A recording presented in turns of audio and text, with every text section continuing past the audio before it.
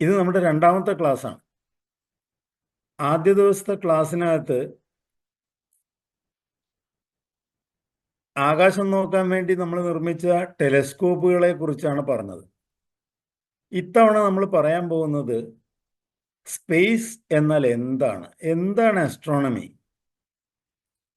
ആസ്ട്രോണമിയിൽ നമ്മൾ പ്രധാനമായിട്ടും കൺസിഡർ ചെയ്യുന്ന ഫാക്ടേഴ്സ് എന്തെല്ലാമാണ്, ഇത്രയും കാര്യങ്ങൾ മാത്രമാണെന്ന് പറയുന്നത്. ഒരല്പം നീണ്ടതാണ്, ഞാൻ കുറച്ച് സ്പീഡിൽ പോകേണ്ടി വരും എന്നെനിക്ക് തോന്നുന്നു. അതിൻ്റെ അടുത്ത സെഷൻ എന്ന് പറയുന്നത് ഒരല്പം ആസ്ട്രോഫിസിക്സ് കൂടി കലർന്ന ഒരു ഭാഗമായിരിക്കും മൂന്നാമത്തെ ക്ലാസ്സിനകത്ത് പറയാൻ പോകുന്നത്. ഞാൻ നേരെ പ്രസൻറ്റേഷനിലേക്ക് കിടക്കുകയാണ്. നമ്മൾ ആസ്ട്രോണമി എന്താണ് എന്ന് പറഞ്ഞാണ് തുടങ്ങുന്നത്. ആസ്ട്രോണമി വാസ്തവത്തിൽ മാറ്ററിനെ സംബന്ധിച്ചും എനർജിയെ സംബന്ധിച്ചുമുള്ള കാര്യങ്ങളാണ്. നമ്മുടെ പ്രപഞ്ചത്തിൽ, യൂണിവേഴ്സിൽ ആകെ നിറഞ്ഞു കിടക്കുന്ന മാറ്റർ ആൻഡ് എനർജി, ഇതെങ്ങനെയാണ് ഈ പ്രപഞ്ചത്തിൽ ഡിസ്ട്രിബ്യൂട്ട് ചെയ്യപ്പെട്ടിരിക്കുന്നത്, എന്താണ് അതിൻ്റെ സ്ട്രക്ചർ, അതിൻ്റെ ഫിസിക്കൽ സ്റ്റേറ്റ് എന്താണ്, എങ്ങനെയെല്ലാമാണ് അത് മൂവ് ചെയ്തുകൊണ്ടിരിക്കുന്നത്, എവിടെ നിന്നാണ് ഇതെല്ലാം വന്നത്, ഇത്രയും കാര്യങ്ങളെപ്പറ്റി പരാമർശിക്കുന്ന ഒരു സയൻസാണ് വാസ്തവത്തിൽ ആസ്ട്രോണമി എന്ന് പറയുന്നത്.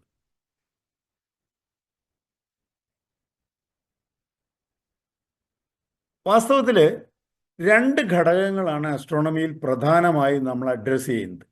ഒന്ന് സ്പേസ് ആണ്, മറ്റൊന്ന് ടൈമാണ്.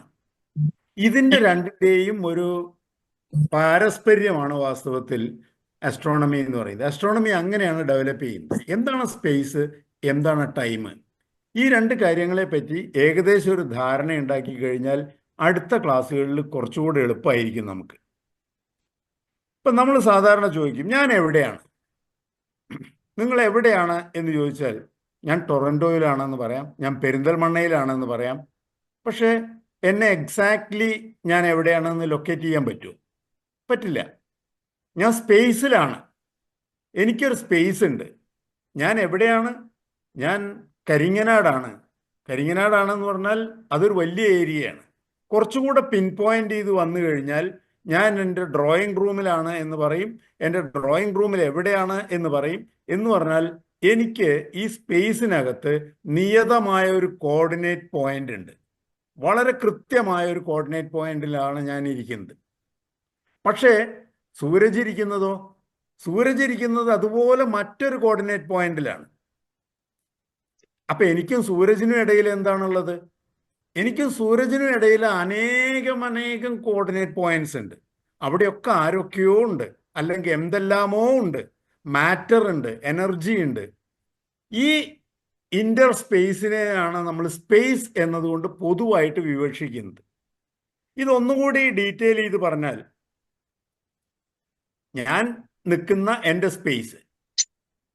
ഇനി രണ്ടാമത്തെ ഘടകം എന്താണ്? What time is it?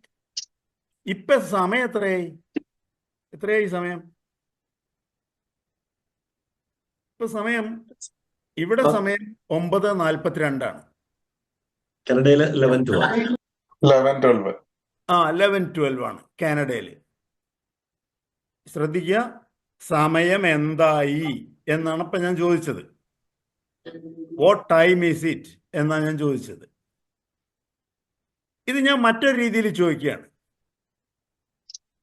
How long have been? എത്ര സമയമായി? നമ്മൾ തുടങ്ങിയിട്ട്, സംഭാഷണം തുടങ്ങിയിട്ട് ഇപ്പൊ എത്ര സമയമായി? 7 മിനിറ്റ്. നമ്മൾ തുടങ്ങിയിട്ട് 7 മിനിറ്റായി. ആദ്യം ചോദിച്ചത് ഇപ്പൊ എത്ര മണിയായി എന്നാണ്. ഇപ്പൊ സമയം എന്താണ് എന്നാണ് ആദ്യത്തെ ചോദ്യം.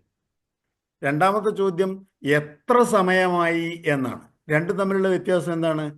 ആദ്യം ചോദിച്ചത് ഈ ടൈം സ്കെയിലിൽ ഒരു സ്പെസിഫിക് പോയിന്റ് എത്രയാണ്, ഏതാണ് എന്നാണ് ചോദ്യം. സമയം എവിടുന്നോ തുടങ്ങി ഒഴുകി മുൻപോട്ട് പോയിക്കൊണ്ടേയിരിക്കുകയാണ്. ഇന്നലെ ഉണ്ടായിരുന്നു ടൈം, ഇന്നുണ്ട് ടൈം, നാളെയും ഉണ്ട് ടൈം.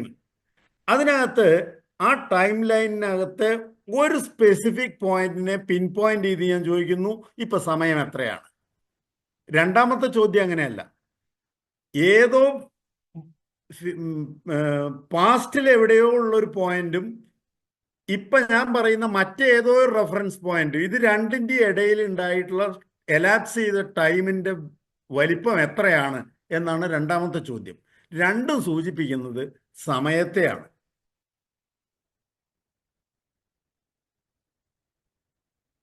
ഇനി മൂന്നാമതൊരു ഘടകം കൂടിയുണ്ട്. വാസ്തവത്തിൽ സമയത്തിൻ്റെയും സ്പേസിൻ്റെയും സമന്വയമാണ് ചലനം എന്ന് പറയുന്നത്. ചലനമില്ലാതെ നമ്മുടെ യൂണിവേഴ്സ് ഇല്ല. ചലിക്കാത്ത ഒരു യൂണിവേഴ്സ് എന്ന് പറയുന്നത് സങ്കല്പിക്കാനേ കഴിയില്ല. എന്തുകൊണ്ടാണെന്ന് നമുക്ക് വഴിയെ മനസ്സിലാവും. ഞാനിപ്പോൾ ഇവിടെ വെറുതെ ഇരിക്കുകയാണോ? അല്ല. കാരണം എന്താ? ഞാൻ ഭൂമിയുടെ പുറത്താണ്. ഞാൻ ഏതാണ്ട് ഭൂമധ്യരേഖയോട് അടുത്താണ്, ഇക്വേറ്ററിന് അടുത്താണ് ഞാൻ ഇരിക്കുന്നത്. അപ്പം ഞാൻ എന്ത് ചെയ്യുന്നുണ്ട്? ഭൂമിയുടെ കൂടെ റൊട്ടേറ്റ് ചെയ്യുന്നുണ്ട്. അതേസമയം ഭൂമി സൂര്യനെ ഓർബിറ്റ് ചെയ്തുകൊണ്ടിരിക്കുന്നുണ്ട്. അപ്പം ഞാനും ഓർബിറ്റ് ചെയ്യുന്നുണ്ട് സൂര്യനെ. ഇനി സൂര്യൻ എന്ത് ചെയ്യുന്നുണ്ട്? മിൽക്കി വേ എന്ന് പറയുന്ന ഒരു ഗാലക്സിയെ ചുറ്റിക്കൊണ്ടിരിക്കുന്നുണ്ട്. ഞാനും ചെയ്യുന്നുണ്ട്. അപ്പം ഞാൻ ഇവിടെ വെറുതെ ഇരിക്കുക, ചുമ്മാ ഇരിക്കുകയാണെന്ന് പറഞ്ഞാൽ ഞാൻ വെറുതെ ഇരിക്കുകയല്ല. ഞാൻ ഇക്വേറ്ററിന്റെ സമീപത്തിരിക്കുന്ന ഞാൻ 1670 കിലോമീറ്റർ ഓരോ മണിക്കൂറിലും സഞ്ചരിക്കുന്നുണ്ട്. ഓരോ മണിക്കൂറിലും 1670 കിലോമീറ്റേഴ്സ് ഐ എം ട്രാവലിംഗ്. ഇതിനെയാണ് നമ്മൾ എന്ത് പറയുന്നത്? സ്പീഡ് എന്ന് പറയുന്നത്. ഞാൻ ട്രാവൽ ചെയ്യുന്നു എന്ന് പറഞ്ഞാൽ എന്താ അർത്ഥം? ഇപ്പം ഞാൻ ഇവിടെയാണ്, കുറച്ച് കഴിഞ്ഞാൽ എൻ്റെ പൊസിഷൻ മാറി, കുറച്ച് കഴിഞ്ഞപ്പോൾ ഞാൻ ഇങ്ങോട്ട് മാറി, കുറച്ച് കഴിഞ്ഞപ്പോൾ ഇങ്ങോട്ട് മാറി എന്ന് പറഞ്ഞാൽ എൻ്റെ ഈ കൈ ട്രാവൽ ചെയ്തുകൊണ്ടിരിക്കുകയാണ്. ഇങ്ങനെ ട്രാവൽ ചെയ്യുന്നതിന് ഒരു റേറ്റ് ഉണ്ട്, rate of change of position. ഇവിടെയാണ് ഞാൻ ഇപ്പോൾ. ഇപ്പോൾ എന്നത് എന്തിനെ സൂചിപ്പിക്കുന്നതാണ്? ടൈമിനെ സൂചിപ്പിക്കുന്നതാണ്. ഇവിടെ എന്നത് എന്തിനെ സൂചിപ്പിക്കുന്നതാണ്? സ്പേസിനെ സൂചിപ്പിക്കുന്നതാണ്. എൻ്റെ സ്പേസ് ഇപ്പോൾ എന്ന് പറയുന്ന ടൈമിൽ ഇവിടെയാണ്. എൻ്റെ സ്പേസ് ഇപ്പോൾ എന്ന് പറയുന്ന മറ്റൊരു പോയിന്റിൽ, മറ്റൊരു ടൈം പോയിന്റിൽ ഇവിടെയാണ്. എൻ്റെ സ്പേസിൻ്റെ പൊസിഷൻ മാറിക്കൊണ്ടിരിക്കുന്നു. അപ്പോഴാണ് ഞാൻ ട്രാവൽ ചെയ്യുന്നു എന്ന് ഞാൻ പറയുന്നത്. അപ്പോൾ എത്ര സമയം കൊണ്ട് എത്ര ഡിസ്റ്റൻസ് ഞാൻ ട്രാവൽ ചെയ്യുന്നുണ്ടോ അതിനെയാണ് നമ്മൾ സ്പീഡ് എന്ന് പറയുന്നത്. Distance travelled in unit time, അതാണ് സ്പീഡ് എന്ന് പറയുന്നത്. അപ്പോൾ ഞാൻ ഇക്വേറ്ററിനോട് അടുത്തിരിക്കുന്ന ഞാൻ എന്ത് ചെയ്യുന്നുണ്ട്? ഓരോ മണിക്കൂറിലും 1670 കിലോമീറ്റർ സഞ്ചരിക്കുന്നുണ്ട്. അല്ലെങ്കിൽ എൻ്റെ സ്പീഡ് ഇപ്പോൾ 1670 കിലോമീറ്റേഴ്സ് പെർ അവർ ആണ്. നിങ്ങളുടെ കാറിൻ്റെ സ്പീഡ് എത്രയാണ്? 90 കിലോമീറ്റേഴ്സ്,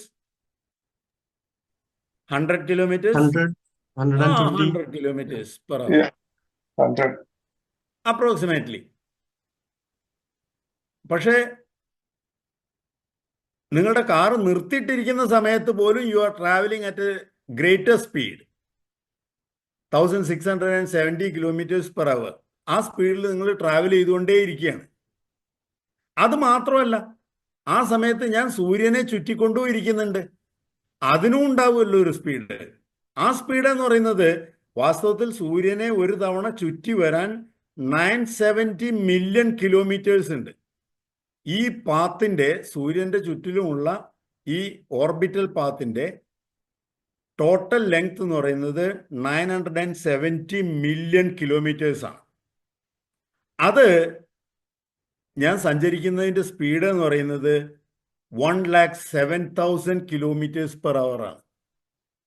അപ്പം എൻ്റെ സ്പീഡ് പിന്നെയും കൂടി. 1,07,000 കിലോമീറ്റേഴ്സ് പെർ അവർ സ്പീഡിൽ ഞാൻ സൂര്യനെ ചുറ്റിക്കൊണ്ടിരിക്കുകയാണ്. കാരണം എന്താണ്? 365 ഡേയ്സിൽ എനിക്ക് ഇത്രയും ഡിസ്റ്റൻസ് കവർ ചെയ്യണം. 970 million kilometres in 365 into 24 hours. അത്രയും സമയം കൊണ്ട് ഇത്രയും ദൂരം സഞ്ചരിക്കണമെങ്കിൽ ഒരു മണിക്കൂറിൽ, in 1 hour, I am travelling 1,07,000 kilometres. അപ്പം എൻ്റെ സ്പീഡ് എത്ര വലുതാണെന്ന് നോക്കൂ. ഇനി സൂര്യൻ എന്താ ചെയ്യുന്നത്? സൂര്യൻ ചുമ്മാ നിൽക്കുന്ന ഒരു സാധനമല്ല. It's A gas giant. പൂർണ്ണമായും ഗ്യാസും പ്ലാസ്മയുമായി നിൽക്കുന്ന ഒരു വാതക ഗോളം എന്ന് നമുക്ക് വിളിക്കാവുന്ന അത്യധികം ഊഷ്മാവുള്ള ഒരു സംവിധാനമാണ് ഈ സൂര്യൻ എന്ന് പറയുന്നത്. ആ സൂര്യൻ വെറുതെ നിൽക്കുകയല്ല, അത് ഭ്രമണം ചെയ്യുന്നുണ്ട്, സ്വയം കറങ്ങുന്നുണ്ട്, റൊട്ടേറ്റ് ചെയ്യുന്നുണ്ട്. റൊട്ടേറ്റ് ചെയ്യുന്നത് ഭൂമി റൊട്ടേറ്റ് ചെയ്യുന്നത് പോലെയല്ല, അല്ലെങ്കിൽ പ്ലൂട്ടോ റൊട്ടേറ്റ് ചെയ്യുന്നത് പോലെയല്ല. ഇക്വേറ്ററിൽ അതിന് വളരെ സാവധാനമാണ്, വളരെ സ്പീഡിലാണ് അതിൻ്റെ റൊട്ടേഷൻ. എന്നാൽ അതിൻ്റെ പോളിലേക്ക് പോകും തോറും ആ ചിത്രത്തിൽ നിന്ന് വളരെ വ്യക്തമാണ്. ഇക്വേറ്റർ ഒരു തവണ ചുറ്റി വരാനെടുക്കുന്നത് 25 ദിവസമാണ്. എന്നാൽ ഇക്വേറ്ററിൽ നിന്ന് അകലേക്ക് പോകും തോറും അത് 26 ദിവസമാവും, 28 ദിവസമാവും, 31 ദിവസമാവും, 35 ദിവസമാവും. അങ്ങനെ സ്പീഡ് കുറഞ്ഞു കുറഞ്ഞു കുറഞ്ഞു വരും. കൂടുതൽ സമയം എടുക്കുന്നു എന്ന് പറഞ്ഞാൽ സ്പീഡ് കുറയുന്നു എന്നല്ലേ അർത്ഥം. അപ്പൊ സ്പീഡ് കുറഞ്ഞു കുറഞ്ഞു വരും മുകളിലേക്ക് എത്തും തോറും. അങ്ങനെയാണ്. സൂര്യനും വെറുതെ നിൽക്കുകയല്ല. ഇനി സൂര്യൻ മറ്റൊരു പണി കൂടെ ചെയ്യുന്നുണ്ട്. നമ്മളെല്ലാം, നമ്മുടെ സൂര്യൻ ഉൾപ്പെടെയുള്ള കോടാനുകോടി നക്ഷത്രങ്ങളുള്ള ഒരു ഗാലക്സിയാണ് നമ്മുടെ മിൽക്കി വേ എന്ന് പറയുന്ന ഗാലക്സി. ആ ഗാലക്സിക്ക് ഒരു കേന്ദ്രമുണ്ട്. ആ ഗാലക്സിയിൽ ആ കേന്ദ്രമൊഴിച്ച് ബാക്കി എല്ലാ സെലസ്റ്റിയൽ ഓബ്ജക്ട്സും ആ കേന്ദ്രത്തെ ചുറ്റി സഞ്ചരിച്ചുകൊണ്ടേയിരിക്കുന്നുണ്ട്. അങ്ങനെ സഞ്ചരിക്കുന്ന കൂട്ടത്തിൽ സൂര്യനും സഞ്ചരിക്കുന്നുണ്ട്. സൂര്യൻ പക്ഷേ ഒരു തവണ ഈ ഗാലക്റ്റിക് സെന്ററിനെ കവർ ചെയ്ത് ഓർബിറ്റ് ചെയ്ത് വരാൻ 225 മില്യൺ ഇയേഴ്സ് എടുക്കുന്നുണ്ട്. 225 ദശലക്ഷം വർഷങ്ങൾ ഒരു തവണ കറങ്ങി വരാൻ. ആ ടൈം പീരിയഡിനെ നമ്മൾ വിളിക്കുന്ന പേര് ഗാലക്റ്റിക് ഇയർ എന്നാണ്. Galactic year. അപ്പൊ നമുക്കൊരു സ്വാഭാവികമായിട്ടൊരു സംശയം തോന്നും. ഭൂമി ഒരു തവണ കറങ്ങാൻ എടുക്കുന്ന സമയത്തിനെ നമ്മൾ ഡേ എന്നാ വിളിക്കുന്നത്. അപ്പൊ ഇതിനെ വാസ്തവത്തിൽ ഗാലക്റ്റിക് ഡേ എന്നല്ലേ വിളിക്കേണ്ടത്? മിൽക്കി വേ ഒരു തവണ കറങ്ങി വരാൻ എടുക്കുന്ന സമയം 225 മില്യൺ ഇയേഴ്സ് ആണെന്ന് പറഞ്ഞാൽ അതിനെ നിങ്ങൾ ഗാലക്റ്റിക് ഡേ എന്നല്ലേ വിളിക്കേണ്ടത്? അങ്ങനെയല്ല നമ്മൾ വിളിക്കുക, ഗാലക്റ്റിക് ഇയർ എന്നാണ് വിളിക്കുന്നത്. കാരണം എന്താണ്? നമ്മുടെ പെർസ്പെക്റ്റീവിൽ നിന്നിട്ടാണ്, നമ്മുടെ ഫ്രെയിം ഓഫ് റെഫറൻസിൽ നിന്നിട്ടാണ് ഈ യൂണിവേഴ്സിനെ ഒബ്സർവ് ചെയ്യുന്നത്. ഞാൻ എവിടെയാണുള്ളത്? ഞാൻ സണ്ണിന്റെ കൂടെയാണ് ഇപ്പോൾ ഉള്ളത്. അപ്പൊ സണ്ണ് ഓർബിറ്റ് ചെയ്യാനെടുക്കുന്ന ടൈം ആയതുകൊണ്ട് ഭൂമി സൂര്യനെ ഓർബിറ്റ് ചെയ്യാനെടുക്കുന്ന സമയത്തിനെ നമ്മൾ ഇയർ എന്നാണ് വിളിച്ചത്.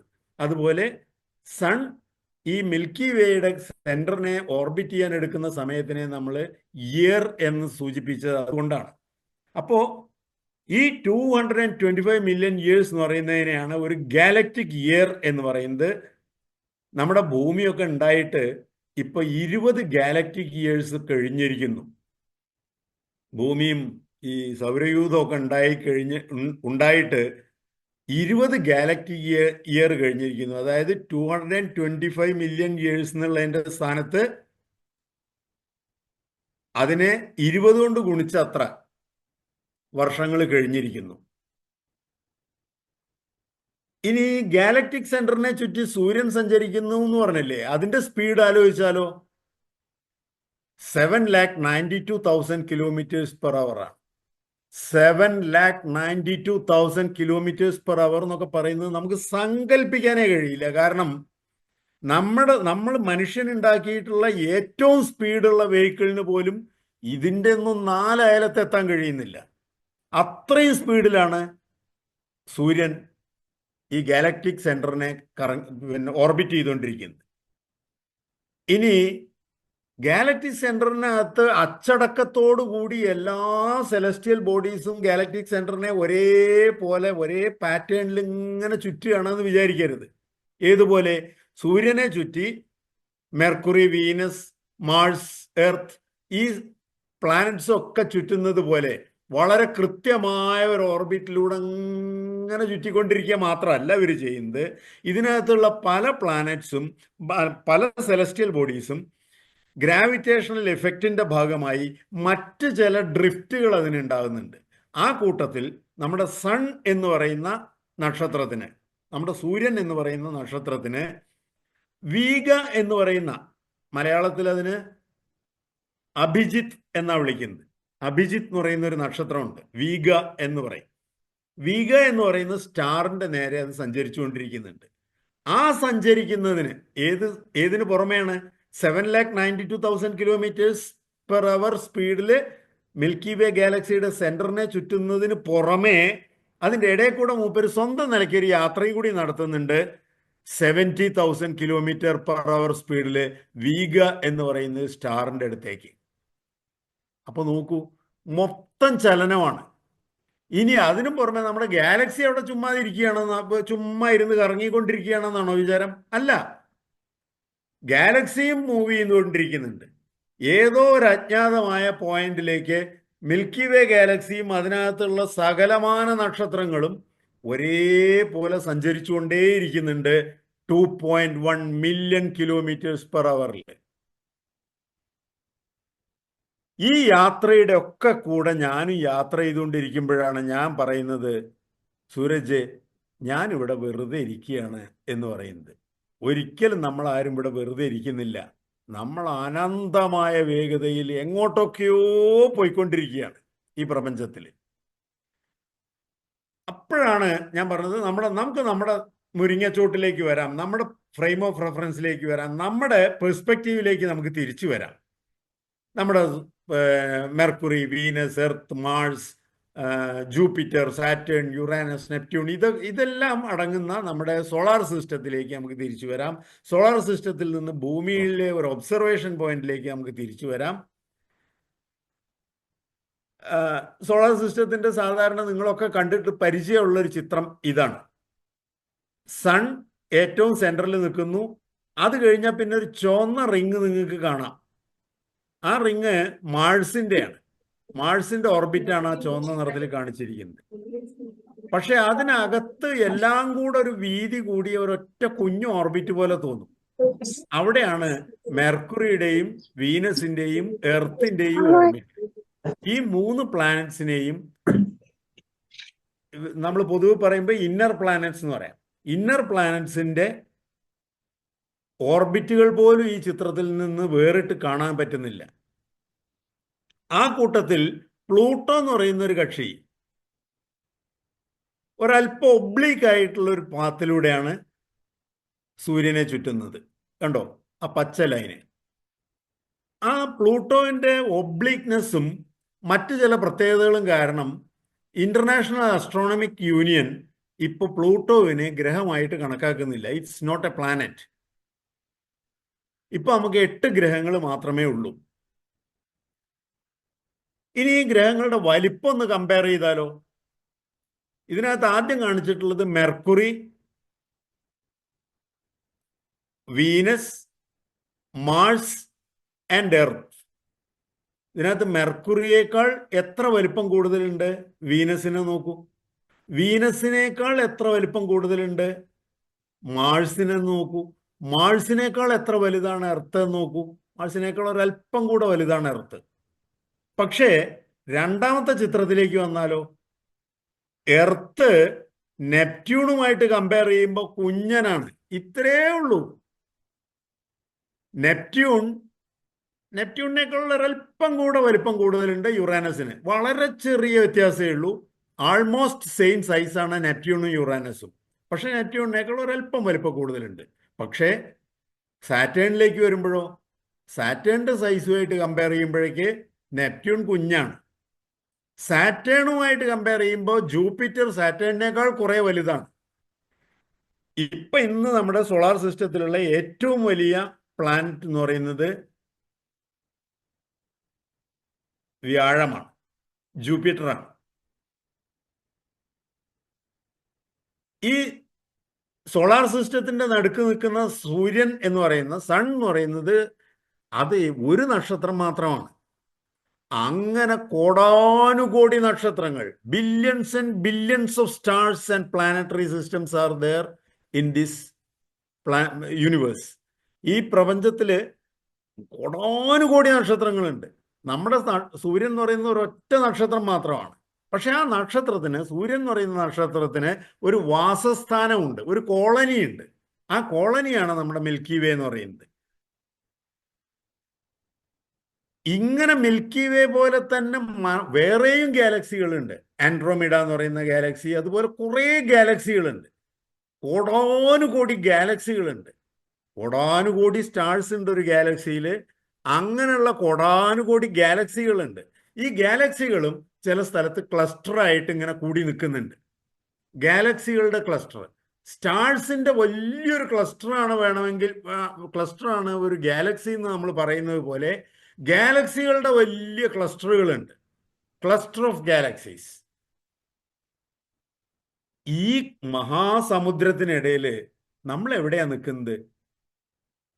നമ്മുടെ ബാക്കി അയൽവാസികളുമായിട്ടൊക്കെ നമുക്ക് എത്ര ദൂരമുണ്ട്? നമ്മുടെ തൊട്ട അയൽവാസികളുമായിട്ട്. നമ്മുടെ അയൽവാസി എന്ന് പറയുന്നത് ആരാണ്? ഭൂമിയെ സംബന്ധിച്ചിടത്തോളം തൊട്ട അയൽവാസി ചന്ദ്രനാണ്. 3,84,000 84,000 ചില്ലാനം കിലോമീറ്റർ അകലത്താണ് ചന്ദ്രൻ കിടക്കുന്നത്. അത് കഴിഞ്ഞാൽ ഭൂമിയിൽ നിന്ന് ഓരോ പ്ലാനറ്റിലേക്കുള്ള അകലം, ഭൂമിയിൽ നിന്ന് സൂര്യനിലേക്കുള്ള അകലം, സൂര്യനിൽ നിന്ന് സൂര്യൻ കഴിഞ്ഞാൽ പിന്നെ വരുന്ന നിയറസ്റ്റ് സ്റ്റാറിലേക്കുള്ള അകലം, അങ്ങനെ അകലത്തെ സംബന്ധിച്ച്, വലിപ്പത്തെ സംബന്ധിച്ച് നമുക്കൊരു ധാരണയുണ്ടാകും. അപ്പൊ ഇത് ഒരു കണ്ടെയ്നറാണ്. നിങ്ങൾക്ക് ഈ എർത്തിന്റെ ചുറ്റിലുമായിട്ടൊരു ഗ്രിഡ് വർക്ക് കാണാനുണ്ടോ? ഒരു ഗ്രിഡ്, ഒരു സിലിണ്ടറിക്കൽ ഗ്രിഡ് കാണുന്നുണ്ടോ? കാണുന്നുണ്ടെങ്കിൽ യെസ്, ഗുഡ്. അപ്പൊ ഒരു കണ്ടെയ്നറിനകത്താണ് ഇപ്പോൾ നമ്മുടെ എർത്തിനെ ഞാൻ പ്ലേസ് ചെയ്തിട്ടുള്ളത്. ഇനി നമ്മുടെ സോളാർ സിസ്റ്റത്തെ മൊത്തം കംപ്രസ് ചെയ്തിട്ട് ആ കണ്ടെയ്നറിൽ അങ്ങ് സ്ഥാപിക്കുകയാണെന്ന് ഇരിക്കട്ടെ. നമ്മൾ സൂം ഇൻ ചെയ്യുക, സൂം ഔട്ട് ചെയ്യുക എന്നൊക്കെ പറയുന്നില്ലേ? അതുപോലെ നമ്മുടെ സോളാർ സിസ്റ്റത്തെ മൊത്തം കംപ്രസ് ചെയ്ത് നേരത്തെ ഭൂമി ഇരുന്നിരുന്ന ഈ കണ്ടെയ്നറിനകത്തേക്ക് ഇതുപോലെ അങ്ങ് പിടിച്ചു വെച്ചു എന്നിരിക്കട്ടെ. അങ്ങനെ പിടിച്ചു വെച്ചാൽ നമ്മളിപ്പോൾ ആദ്യം കണ്ട സോളാർ സിസ്റ്റത്തിന്റെ ഒരു ഗ്രാഫിക് റെപ്രസെന്റേഷൻ കണ്ടില്ലേ? പ്ലൂട്ടോ ഒബ്ലിക്കായിട്ട് പോകുന്നതൊക്കെ. അതുപോലുള്ള ആ ഒരു ചിത്രം നമ്മൾ ഇതിനകത്ത് കൊണ്ടുവന്ന് പ്ലേസ് ചെയ്താൽ അതിനകത്ത് എർത്തിന്റെ സ്ഥാനം എന്ന് പറയുന്നത് ഒരു പോയിന്റാണ്. ഒരു പോയിന്റ് അത്രയും ചെറുതാണ് സോളാർ സിസ്റ്റവുമായിട്ട് കമ്പയർ ചെയ്യുമ്പോൾ. ഇനി നമുക്ക് നോക്കാം, ഈ സോളാർ സിസ്റ്റത്തെ നമ്മളിപ്പോൾ ഒരു കണ്ടെയ്നറിനകത്ത് വെച്ചിട്ടുണ്ട്. അതിപ്പോൾ ഇതാ ഇടതുഭാഗത്തിരിക്കുന്നു. പക്ഷേ സൂര്യൻ ഉൾപ്പെടുന്ന ഒരു ഇന്റർസ്റ്റെല്ലാർ നൈബർഹുഡ് ഉണ്ട്. ഇന്റർസ്റ്റെല്ലാർ നൈബർഹുഡ് എന്ന് പറഞ്ഞാൽ സമീപസ്ഥങ്ങൾ. ഇപ്പം നമ്മളൊരു പിടി കടുക് വാരി നിലത്തേക്ക് ഇട്ടാൽ കുറച്ച് കടുക് ചില ഭാഗത്ത് കൂടിയിരിക്കും. അല്ലെങ്കിൽ ഒരു പിടി നെല്ല് വാരി നിലത്തേക്ക് ഇട്ടാൽ കുറച്ച് നെല്ല് ചില ഭാഗങ്ങളിൽ നെല്ല് ഇങ്ങനെ കൂട്ടം കൂടിയിരിക്കുന്നുണ്ടാവും. അതുപോലെ സൂര്യന്റെ ചുറ്റുഭാഗത്തായിട്ട് ക്ലസ്റ്റർ ചെയ്ത് കിടക്കുന്ന കുറച്ച് സ്റ്റാർസ് ഉണ്ട്. സൂര്യനടങ്ങുന്ന കുറേ, സൂര്യനെ പോലെയുള്ള കുറേ സ്റ്റാർസും അടങ്ങുന്ന ഒരു നൈബർഹുഡ്, ഒരു അയൽക്കൂട്ടം സൂര്യനുണ്ട്. ഈ അയൽക്കൂട്ടം മൊത്തം ഈ കണ്ടെയ്നറിനകത്തുണ്ട്. ആ അയൽക്കൂട്ടത്തെ മൊത്തം ആ കണ്ടെയ്നറിനകത്ത് പിടിച്ചിട്ട് കഴിഞ്ഞാൽ നമ്മുടെ സോളാർ സിസ്റ്റം എന്ന് പറയുന്നത് ജസ്റ്റ് ഒരു പോയിന്റാണ്. ഈ ഇന്റർസ്റ്റെല്ലാർ നൈബർഹുഡ് ഇതാണ്. ഇടതുഭാഗത്ത് കാണുന്ന ഈ കണ്ടെയ്നറിനകത്താണ്. ഇത് ആ കണ്ടെയ്നറിനകത്ത് മിൽക്കി വേ ഒന്നിച്ചങ്ങ് കംപ്രസ് ചെയ്തു എന്ന് ഇരിക്കട്ടെ. അപ്പം മിൽക്കി വേക്കകത്ത് നമ്മുടെ സോളാർ നൈബർഹുഡ് എന്ന് പറയുന്നത് ജസ്റ്റ് ഒരു പോയിന്റാണ്. മിൽക്കി വേ മാത്രമല്ല, മിൽക്കി വേക്കും സൂര്യന്റെ ചുറ്റിലുള്ള മറ്റ് നക്ഷത്രങ്ങളെ ലോക്കൽ ഗ്രൂപ്പ് എന്ന് പറഞ്ഞതുപോലെ ഒരു ലോക്കൽ ഗ്രൂപ്പ് ഗാലക്സികൾക്കും ഉണ്ട്. ആ ഗാലക്റ്റിക് ലോക്കൽ ഗ്രൂപ്പിനെ നമ്മൾ ഇങ്ങനെ ഈ കണ്ടെയ്നറിനകത്ത് വെച്ചാൽ അതിനകത്ത് മിൽക്കി വേ എന്ന് പറയുന്നത് ഒരു പൊട്ടാണ്. അതിനേക്കാൾ എത്രയോ വലുതായിട്ട് നിങ്ങൾക്ക് അവിടെ ആൻഡ്രോമിഡ ഗാലക്സി കാണാം. മിൽക്കി വേയേക്കാൾ ചെറുതായിട്ടുള്ള കുറേ ഗാലക്സികളും ആ കൂട്ടത്തിലുണ്ട്. മിൽക്കി വേ, ആൻഡ്രോമിഡ കുറച്ചുകൂടെ വലിപ്പമുണ്ട്. അത്രയൊന്നും വലിപ്പമില്ലാത്ത വേറെയും കുറേ ഗാലക്സികളുടെ ഒരു കൂട്ടമാണ് ലോക്കൽ ഗാലക്റ്റിക് ഗ്രൂപ്പ് എന്ന് പറയുന്നത്. ഈ ലോക്കൽ ഗാലക്റ്റിക് ഗ്രൂപ്പ് നമ്മൾ ഈ കണ്ടെയ്നറിനകത്ത് അങ്ങ് ഫിറ്റ് ചെയ്തു. അതിനകത്ത് മിൽക്കി വേ എന്ന് പറയുന്നത് ഒരു ചെറിയ പൊട്ടാണല്ലോ. പക്ഷേ ഇതുപോലെയുള്ള ലോക്കൽ ഗ്രൂപ്പുകൾ ഒന്നൊന്നുമല്ല, ലക്ഷക്കണക്കിന് ഗാലക്റ്റിക് ഗ്രൂപ്പുകൾ, ലക്ഷക്കണക്കിന് ഗാലക്സികളല്ല, ഗാലക്സികളുടെ ലോക്കൽ ഗ്രൂപ്പുകളുടെ ഒരു വലിയ കൂട്ടായ്മ. അതിനെയാണ് സൂപ്പർ ക്ലസ്റ്റർ എന്നൊക്കെ വിളിക്കുന്നത്. നമ്മൾ മിൽക്കി വേ എന്ന് പറയുന്ന ഗാലക്സിയും നമ്മുടെ ലോക്കൽ ഗാലക്റ്റിക് ഗ്രൂപ്പും വിർഗോ എന്ന് പറയുന്ന സൂപ്പർ ക്ലസ്റ്ററിന്റെ ഭാഗമാണ്. വിർഗോ എന്ന് പറയുന്ന സൂപ്പർ ക്ലസ്റ്ററിലാണ് നമ്മളുള്ളത്. ആ വിർഗോ സൂപ്പർ ക്ലസ്റ്ററിൽ നമ്മുടെ ലോക്കൽ ഗാലക്റ്റിക് ഗ്രൂപ്പ് എവിടെയാണെന്ന് ചോദിച്ചാൽ അതൊരു പോയിന്റാണ്. അത്രേ ഉള്ളൂ. ഇനി വിർഗോ സൂപ്പർ ക്ലസ്റ്റർ എന്ന് പറയുന്നത് വലിയൊരു സൂപ്പർ ക്ലസ്റ്റർ ആണെന്ന് പറഞ്ഞു. അതുപോലുള്ള ലോക്കൽ സൂപ്പർ ക്ലസ്റ്ററുകൾ ഉണ്ട്. സൂപ്പർ ക്ലസ്റ്ററുകളുടെ ഒരു അയൽക്കൂട്ടം, അതിനെയാണ് ലോക്കൽ സൂപ്പർ ക്ലസ്റ്റർ എന്ന് പറയുന്നത്. വിർഗോ അടങ്ങുന്ന ലോക്കൽ സൂപ്പർ ക്ലസ്റ്ററിൽ വിർഗോവിന്റെ സ്ഥാനം എന്ന് പറയുന്നത് അതൊരു പോയിന്റാണ്. ഇനി ഇതുപോലുള്ള സൂപ്പർ ക്ലസ്റ്ററുകളുടെ ഒരു മഹാസാഗരമാണ് നമ്മൾ കാണുന്ന ഈ യൂണിവേഴ്സ് എന്ന് പറയുന്ന സംഗതി. യൂണിവേഴ്സിനെ മൊത്തം നമ്മൾ ഇതിനകത്ത് അങ്ങ് കൊണ്ടുവന്നിട്ടാൽ അതിനകത്ത് നമ്മുടെ ഈ ലോക്കൽ സൂപ്പർ ക്ലസ്റ്ററൊക്കെ ഉണ്ടല്ലോ, അതൊരു കുഞ്ഞു പൊട്ട് മാത്രമാണ്. അപ്പൊ ഈ പ്രപഞ്ചത്തിന്റെ വലിപ്പം എത്രയായിരിക്കുന്നു എന്ന് ആലോചിച്ച് നോക്കൂ. അതുകൊണ്ടാണ് മഹാകവി പാടിയത് അനന്തമജ്ഞാതമവർണ്ണനീയം ഈ ലോകഗോളം തിരിയുന്ന മാർഗേ. പാടിയില്ലേ? പോട്ടെ. ഇപ്പൊ നമുക്ക് സമയത്തിനെ പറ്റിയും സൈസിനെ പറ്റിയിട്ട് ഏകദേശം ഒരു ധാരണ കിട്ടിയിട്ടുണ്ട്. ഇനി നമുക്ക് ഡിസ്റ്റൻസിലേക്ക് നോക്കാം. നിങ്ങൾ ടൊറന്റോയിൽ ഇരിക്കുന്നു, നിങ്ങൾക്ക് ഇറാനിലുള്ള ബാഗ്ദാദിലേക്ക് പോകണം. ബാഗ്ദാദിലേക്ക് എത്ര ദൂരം ഉണ്ട് എന്ന് ചോദിച്ചാൽ സൂരജ് പറയും ഒരു 16 മണിക്കൂറുണ്ട് എന്ന് പറയും. പെരിന്തൽമണ്ണയിൽ ഇരിക്കുന്ന എന്നോട് മാഷിന്റെ വീട്ടിലേക്ക് എത്ര ദൂരം ഉണ്ടെന്ന് വെച്ചാൽ ഞാൻ പറയും ഒരു 15-20 മിനിറ്റ് എന്ന് ഞാൻ പറയും. ഈ മിനിറ്റ് എന്ന് പറയുന്നത് ദൂരം അളക്കാനുള്ള യൂണിറ്റ് അല്ല, അത് നമുക്കറിയാം. പക്ഷേ നമ്മൾ മിനിറ്റിൽ പറയും. മിനിറ്റ് പറഞ്ഞതുകൊണ്ട് മാത്രം കാര്യമില്ല. അതിൽ ഇൻബിൽറ്റ് ആയിട്ടൊരു ഘടകം കൂടിയുണ്ട്. അത് നമ്മൾ സഞ്ചരിക്കുന്ന സ്പീഡാണ്. ഇത്ര സ്പീഡിൽ പോയാൽ ഇത്ര മിനിറ്റ് അല്ലെങ്കിൽ ഇത്ര മണിക്കൂർ എന്ന് നമുക്ക് പറയാം. ഇപ്പോൾ ടൊറന്റോയിൽ നിന്ന് ബാഗ്ദാദിലേക്ക് നിങ്ങളൊരു ഫ്ലൈറ്റിൽ പോവുകയാണെങ്കിൽ ഫ്ലൈറ്റിന്റെ എയർ ഡിസ്റ്റൻസ് എന്ന് പറയുന്നത് 16 മണിക്കൂറാണ് എന്ന് നമുക്ക് പറയാം. അല്ലെങ്കിൽ 9000 അപ്രോക്സിമേറ്റ്ലി ആണ്. ഇത് കൃത്യമൊന്നുമല്ല കേട്ടോ, എല്ലാ ഫ്ലൈറ്റിനും ഒരേ ഫ്ലൈറ്റ് ഡിസ്റ്റൻസ് ആയിക്കൊള്ളണമെന്നില്ല. 9700 കിലോമീറ്റേഴ്സാണ്. 9700 കിലോമീറ്റർ യാത്ര ചെയ്യാൻ 16 മണിക്കൂർ എടുക്കുന്നു എന്ന് പറഞ്ഞാൽ നിങ്ങൾ യാത്ര ചെയ്യുന്നത് കാളവണ്ടിയിലല്ല എന്ന് ഈ കേൾക്കുന്ന ആൾക്ക് മനസ്സിലാവും. അതൊരു വിമാനത്തിലായിരിക്കും. വിമാനത്തിന്റെ സ്പീഡ് ഏകദേശം ഇത്രയാണ് എന്നൊരു ധാരണ വെച്ചിട്ടാണ് 700 km/h സ്പീഡിലാണ് എൻ്റെ വിമാനം പോകുന്നത്, അല്ലെങ്കിൽ 800 km/h സ്പീഡിലാണ് ഈ ഫ്ലൈറ്റ് പോകുന്നത് എന്നൊരു ധാരണയുണ്ടെങ്കിൽ ഈ 16 മണിക്കൂർ എന്ന് പറഞ്ഞാൽ തന്നെ നമുക്ക് ദൂരത്തിനെ പറ്റിയിട്ടൊരു ധാരണ കിട്ടും. ഇത്ര സമയം കൊണ്ടാണ് അവിടെ എത്തുന്നത്. അപ്പൊ ദൂരം അളക്കാൻ നമ്മൾ നാടൻ ഭാഷയിൽ പറയുന്ന, നാട്ടുകാർ സാധാരണ പറയുന്ന ഒരു മെഷറാണ് ടൈം. അപ്പൊ ചന്ദ്രനിലേക്ക് എത്ര ദൂരമുണ്ട്? ചന്ദ്രനിലേക്ക് ഞാൻ പറഞ്ഞില്ലേ 3,84,000 കിലോമീറ്റേഴ്സ് ആണ് ചന്ദ്രനിലേക്കുള്ള ദൂരം. ഈ 3,80,000 കിലോമീറ്റേഴ്സ് കവർ ചെയ്യാൻ അത് നമുക്ക് ടൈമിന്റെ കണക്കിലൊന്ന് പറഞ്ഞു നോക്കിയാലോ? ടൈമിന്റെ കണക്ക് പറഞ്ഞാൽ അത് ഏതാണ്ട് 160 days ആണ്. എങ്ങനെ പോവുകയാണെങ്കിൽ? വിമാനത്തിൽ പോവുകയാണെങ്കിലല്ല, നിങ്ങളുടെ കാറ് പോവുകയാണെങ്കിൽ. നിങ്ങളുടെ കാറിന്റെ സ്പീഡ് നിങ്ങൾ പറഞ്ഞു 100 km/h അല്ലേ? 100 km/h സ്പീഡിലുള്ള നിങ്ങളുടെ കാറിൽ ഊണും ഉറക്കും ഒന്നുമില്ലാതെ നിങ്ങൾ അങ്ങ് യാത്ര ചെയ്യാൻ തുടങ്ങിയാൽ നിങ്ങൾക്ക് it will take approximately 160 days to reach the moon. അപ്പോൾ 160 ദിവസം അകലത്തിലാണ് ചന്ദ്രൻ കിടക്കുന്നത് നിങ്ങളുടെ കാറിനെ സംബന്ധിച്ചിടത്തോളം. പക്ഷേ റോക്കറ്റിനെ സംബന്ധിച്ചിടത്തോളം അത് 3.5 മണിക്കൂർ, ചിലപ്പോൾ 4 മണിക്കൂർ അകലത്തിലാണ് ചന്ദ്രൻ കിടക്കുന്നത്. അപ്പം നിങ്ങളുടെ ദൂരം എന്ന് പറയുന്നതിനെ നിങ്ങൾ വാഹനവുമായി അല്ലെങ്കിൽ സ്പീഡുമായി ബന്ധിപ്പിച്ചാൽ നിങ്ങൾക്ക് സമയത്തിന്റെ മെഷറിലും ദൂരം പറയാൻ പറ്റും എന്നർത്ഥം. ഇനി സൂര്യനിലേക്കുള്ള ദൂരം. അത് 15 കോടി കിലോമീറ്ററാണ്. 14 crores and 95,98,000 കിലോമീറ്റേഴ്സ്. ഇത്രയും വലിയ ഡിസ്റ്റൻസ് ഒക്കെ ഇപ്പോൾ ഇത് വായിക്കുമ്പോൾ നിന്ന് ഒരു ചെറിയൊരു തപ്പലുണ്ടാവും, നിങ്ങൾക്ക് വായിക്കാൻ ഒരു ചെറിയ ബുദ്ധിമുട്ടുണ്ടാവും. ഈ ഇത്രയും ലാർജ് ഡിസ്റ്റൻസ് ഒക്കെ പറയേണ്ടി വരുമ്പോൾ നമുക്ക് വേറെ യൂണിറ്റ് വേണം.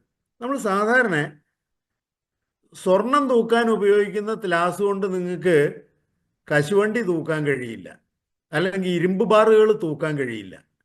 അതിന് കാരണം എന്താ? അതിന് കുറച്ചും കൂടി ഹെവി യൂണിറ്റ് വേണം, ബിഗ്ഗർ യൂണിറ്റ് വേണം.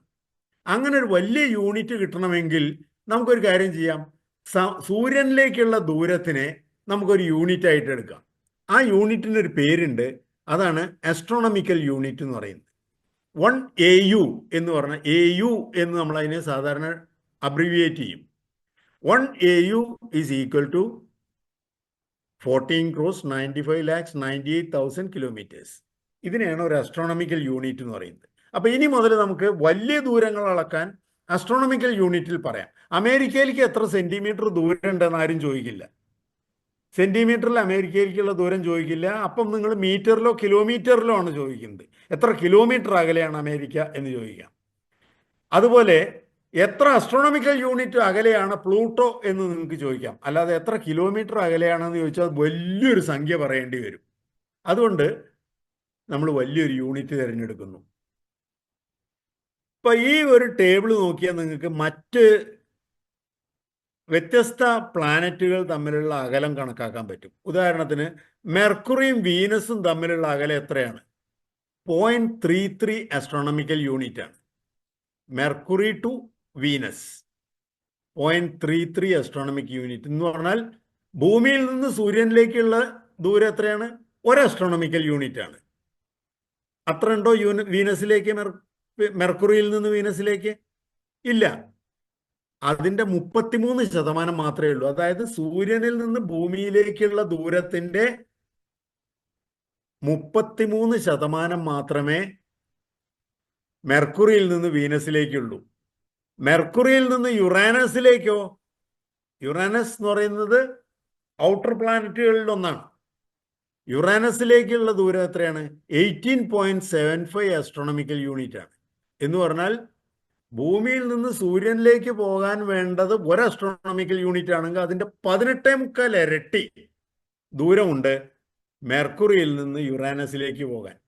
എർത്തിൽ നിന്നാണെങ്കിലോ, എർത്തിൽ നിന്ന് യുറാനസിലേക്ക് പോകാൻ സൂര്യനിലേക്ക് പോകുന്നതിൻ്റെ 18.14 ടൈംസ് ഡിസ്റ്റൻസ് ട്രാവൽ ചെയ്യാം. അപ്പോൾ ഏകദേശം ഒരു ദൂരത്തെ പറ്റി ഏകദേശം ഒരു ധാരണ കിട്ടാൻ വേണ്ടി ഒരു ചാർട്ട് തന്നു എന്ന് മാത്രമേ ഉള്ളൂ. ഇനി നമ്മൾ ഈ പ്ലാനറ്റുകളിലേക്കുള്ള അകലം പറഞ്ഞിട്ട് കാര്യമില്ല. നമ്മുടെ സൂര്യൻ കഴിഞ്ഞാൽ പിന്നെ നമ്മുടെ നിയറസ്റ്റ് സ്റ്റാർ എന്ന് പറയുന്നത് പ്രോക്സിമ സെന്റോറി എന്ന് പറയുന്ന ഒരു സ്റ്റാറാണ്. വാസ്തവത്തിൽ അതൊരു ട്രിപ്ലറ്റ് ആണ്. 3 സ്റ്റാറുകളുണ്ട്: Alpha Centauri, Beta Centauri, Proxima Centauri. Alpha Centauri എന്ന് പറയുന്നത് 2 സ്റ്റാറുകൾ കൂടി പരസ്പരം കറങ്ങിക്കൊണ്ടിരിക്കുന്ന ഒരു ടിൻ സ്റ്റാർ സിസ്റ്റമാണ്. ഒരു സ്റ്റാർ സിസ്റ്റം എന്നാണ് അതിനെ വിളിക്കുന്നത്. അപ്പോൾ ഭൂമിയിലേക്ക് സൂര്യനിൽ നിന്ന് നിയറസ്റ്റ് സ്റ്റാർ സിസ്റ്റം ഏതാണെന്ന് വെച്ചാൽ നിങ്ങൾക്ക് പറയാം ആൽഫ സെന്റോറി ആണെന്ന് പറയാം. നിയറസ്റ്റ് സ്റ്റാർ ഏതാണെന്ന് വെച്ചാൽ എന്താ പറയുക? പ്രോക്സിമ സെന്റോറി ആണ് എന്ന് പറയാം. രണ്ടും തമ്മിൽ വലിയ ദൂര വ്യത്യാസമൊന്നുമില്ല. എന്നാൽ പോലും നിയറസ്റ്റ് സ്റ്റാർ ഏതാണെന്ന് വെച്ചാൽ അത് പ്രോക്സിമ സെന്റോറിയാണ്. ആ പ്രോക്സിമ സെന്റോറിയിലേക്കുള്ള ദൂരമാണ് ഈ എഴുതി വെച്ചിരിക്കുന്നത്. ഇത് ആരെങ്കിലും ഒന്ന് വായിക്കുമോ? ബുദ്ധിമുട്ടാണ് അല്ലേ? ഇത് വായിക്കാൻ കുറച്ച് ബുദ്ധിമുട്ടാണ്. നമ്മൾ ഒരു കാര്യം ചെയ്യാം, നമ്മുടെ ലാർജർ യൂണിറ്റ് ഉണ്ടല്ലോ നമുക്ക്, ആസ്ട്രോണമിക്കൽ യൂണിറ്റ്. ആസ്ട്രോണമിക്കൽ യൂണിറ്റിൽ എഴുതിയിട്ടുണ്ട്, അത് വായിക്കാൻ പറ്റുന്നില്ലേ? അത് വായിക്കാം. 1,64,680 ആസ്ട്രോണമിക്കൽ യൂണിറ്റ് ആണ്. ഇതാണ് ഈ ലാർജർ യൂണിറ്റ് തിരഞ്ഞെടുക്കുന്നതിൻ്റെ ആവശ്യം. പക്ഷേ ഈ ആസ്ട്രോണമിക്കൽ യൂണിറ്റും ചെറിയ യൂണിറ്റ് ആവുന്ന സന്ദർഭങ്ങളുണ്ട്. അങ്ങനെയുള്ള സന്ദർഭങ്ങളിലാണ് നമ്മൾ എന്ത് ചെയ്യുന്നത്? കുറെ കൂടി അതിവിപുലമായ ദൈർഘ്യമേറിയ ദൂരങ്ങൾ അളക്കേണ്ടി വരുമ്പോൾ നമ്മൾ ഉപയോഗിക്കുന്ന മറ്റൊരു ഏകകമാണ്, മറ്റൊരു യൂണിറ്റാണ് ലൈറ്റ് ഇയർ എന്ന് പറയുന്നത്. ലൈറ്റ് ഒരു സെക്കൻഡിൽ 3 ലക്ഷം കിലോമീറ്ററാണ് സഞ്ചരിക്കുന്നത്. 3 lakh കിലോമീറ്റേഴ്സ് ഇൻ 1 സെക്കൻഡ്. 1 അവർ അല്ല, 1 സെക്കൻഡ്. ഒരു സെക്കൻഡിൽ 3 ലക്ഷം കിലോമീറ്റർ സഞ്ചരിക്കും. അങ്ങനെയാണെങ്കിൽ ഒരു മിനിറ്റിൽ എത്ര സഞ്ചരിക്കും? 3 ലക്ഷം കിലോമീറ്റർ ഇൻറ്റു 60. അപ്പോൾ ഒരു മണിക്കൂറിൽ എത്ര സഞ്ചരിക്കും? 3 ലക്ഷം കിലോമീറ്റർ ഇൻറ്റു 60 ഇൻറ്റു 60. അപ്പോൾ ഒരു ദിവസം എത്ര സഞ്ചരിക്കും? ഇൻറ്റു 24. അപ്പോൾ ഒരു വർഷം എത്ര സഞ്ചരിക്കും? ഇൻറ്റു 365. അത്രയും ദൂരം ഒരു വർഷം കൊണ്ട് പ്രകാശം സഞ്ചരിക്കും. ആ ദൂരത്തെയാണ് ഒരു ലൈറ്റ് ഇയർ എന്ന് പറയുന്നത്. പ്രകാശം ഒരു വർഷം കൊണ്ട് സഞ്ചരിക്കുന്ന ദൂരമാണ് ഒരു ലൈറ്റ് ഇയർ എന്ന് പറയുന്നത്. ഇനി അതിനേക്കാൾ വലിയ യൂണിറ്റ് ഉണ്ട്, പാർസെക് എന്ന് പറയുന്നത്. ഇത് നമ്മൾ അസ്ട്രോഫിസിക്സ് പറഞ്ഞു തുടങ്ങുമ്പോൾ എന്താണ് ഈ പാർസെക്? ഇത് വാസ്തവത്തിൽ ഒരു സയന്റിഫിക് നൊട്ടേഷനാണ്, അല്ലാതെ ഒരു പേരല്ല. പാർസെക് എന്ന് പറയുന്നത്, സെക് എന്ന് പറയുന്നത് സെക്കൻഡ് എന്നുള്ളതിൻ്റെ ചുരുക്കമാണ്. അതെങ്ങനെയാണ് വന്നത് എന്നൊക്കെ ഉള്ളത് അസ്ട്രോഫിസിക്സിൻ്റെ ബേസിക്സ് പറയുന്ന സമയത്ത് പറയാം. ഒരു പാർസെക് എന്ന് പറയുന്നത് അപ്രോക്സിമേറ്റ്ലി 3.26 ലൈറ്റ് ഇയേഴ്സ് ആണ്. അപ്പോൾ ലൈറ്റ് ഇയറിനേക്കാൾ കുറച്ചുകൂടി വലിയൊരു യൂണിറ്റ് നമുക്ക് കിട്ടി, പാർസെക് എന്ന് പറയുന്നത്.